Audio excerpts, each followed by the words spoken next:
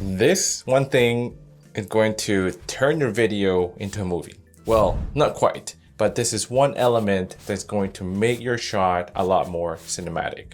This is here the before, and this is after.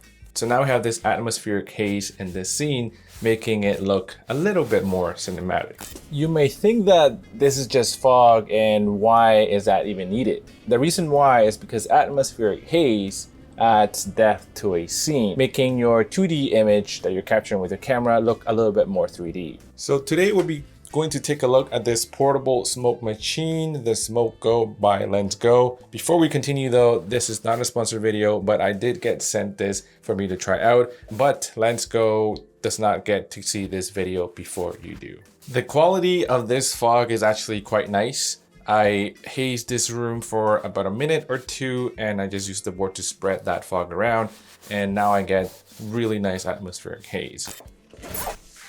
So you get the machine, the smoke machine, which you can charge via USB-C. Get a hard straight tube, a bent tube, a silicone tube, high pressure nozzle, a remote controller, a liquid smoke filter, and the fog machine liquid. This is how to use it. Make sure these two are closed tightly so you can refill this tank. Let's release that. And we'll open this up here. This fluid is actually a little bit oily, so just one thing to keep in mind. You fill it up to the max right there. Once this is filled up, you need to make sure you wait about 3 minutes before you can use it. So LensGo says to keep these two closed if you're not using the machine for a long period of time. Open both of these holes when you're using the machine, and only close hole number 2 when in standby mode. The instructions here says use to open 1 and 2. That doesn't really tell me much. It's kind of a little bit difficult to understand what it means exactly, or stop covering 2 tightly. So I had to go into the manual to figure out what they meant by this, so this could be more clear. So to use the machine, you slide this to the on position and you press this function button 2 times. And it'll get started. As you can see, it is kind of loud.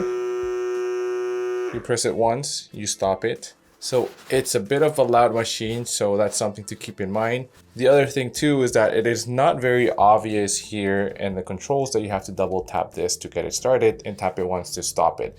You have to go into the manual to read that all up and to see how this works. So I think like a simple text here would have helped a lot. There also is no way of adjusting the strength of this fog, so it would have been nice for this to have that, but unfortunately we don't have strength control. The quality of this smoke is pretty thick and heavy, which I like. It's pretty nice. It's odorless, which is really cool too. So now I can just use like a board to spread this around a little bit more. This comes with a remote, so I can have this off camera and just start it anytime I want by just pressing the button. Oh, and before you use this in a indoor space, make sure that you turn off your smoke detector, because this might trigger it. The type of smoke that you get is going to depend on the accessories that you use. For this room, for atmospheric haze, I use this hard tube combined with this bent tube right here. With the high pressure nozzle and hard tube, you get this sort of incense type of smoke, which is really neat. And when you use the liquid smoke filter and either the hard tube or the silicone tube, you get this really cool dry ice effect, where the smoke lingers in the bottom of the table or on the surface, making it perfect for product and food shots. One thing to keep in mind though that is not unique to this machine is that when you use a dry ice effect, there is a bit of residual oil on the surface, but you can just easily wipe that off, but something to keep in mind. Another thing about fog is that it creates volumetric lighting, and that means that it makes light look visible in a space. So should you get this portable smoke machine, I think the LensGo is very well built. The quality of the smoke that you get is also very pleasing, and all the accessories are very easy to attach. I wish you could toggle to different strengths in the amount of smoke you output. And I wish that the interface here was a little bit easier to understand. Like for example, it being a little bit more clear that I have to double tap to get it started or single tap to get it stopped. Another thing that I wish they included was a little note on the accessories to give you an idea of the quality of smoke you get by attaching the different types of accessories. So that just gives you a quicker way of knowing which accessories to use for the desired type of smoke that you want.